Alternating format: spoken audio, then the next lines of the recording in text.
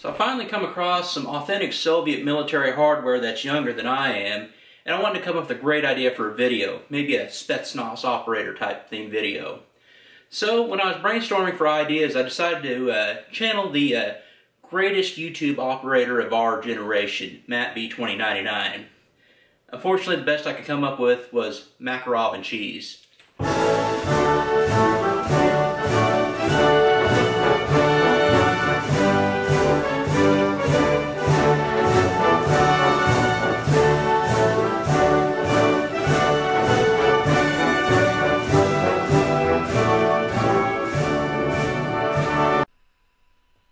Welcome to the Milcert Mike channel.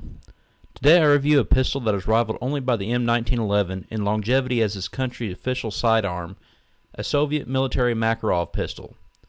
This of course shoots the 9x18 Makarov cartridge and is a miracle of simplicity when it comes to production. During World War II, the Soviet Union's official pistol was the TT-33 Tokarov, which shot a 7.62 by 25mm round that it shared with various submachine guns. The Tokarov round was a very hot round that can defeat modern soft body armor. That said, the smaller round with a high velocity did overpenetrate and pass through unarmored enemies. Since the Soviet Union could not produce enough TT-33s, soldiers could also be seen with the 1895 Nagant revolver, which is antiquated by even pre-World War I standards. After the war, the Soviet Union looked to replace both the Tokarov and Nagant with a good, light companion pistol to go with the future AK-47. Two contests were held. First to decide the round, either the 7.62mm round or a 9.2 by 18mm round designed by B.V. Seaman as a more powerful alternative to the 9x17, or as we know it, 380 ACP round used by the Walther PP. The latter round won, and the contest for the pistol had entries from a who's who of Soviet weapons to sign.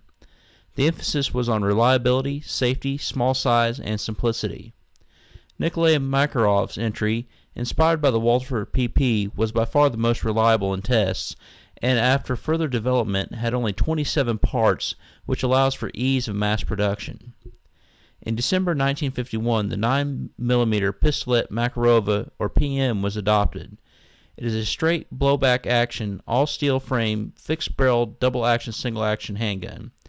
Its magazine holds 8 rounds of the 9x18 Makarov round that is a respectable 1,050 foot per second at the muzzle.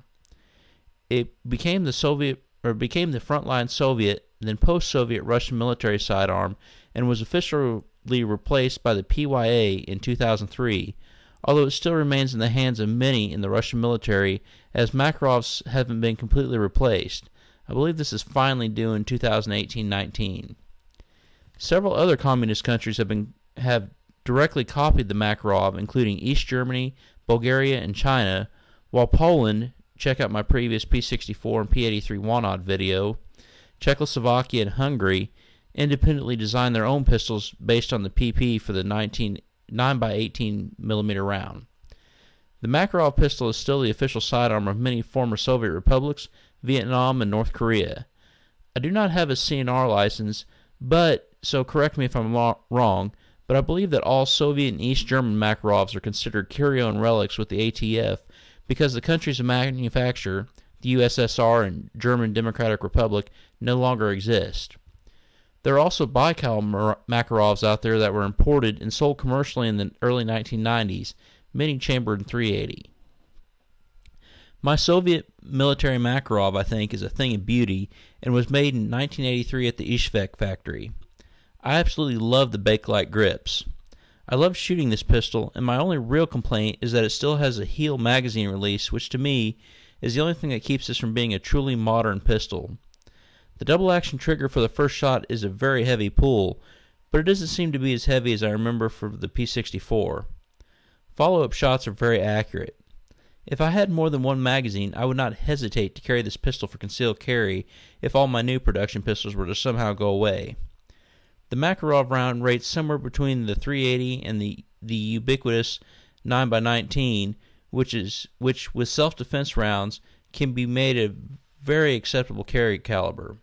And I actually carried my P64 with Buffalo Bore self-defense rounds for a few months a while back.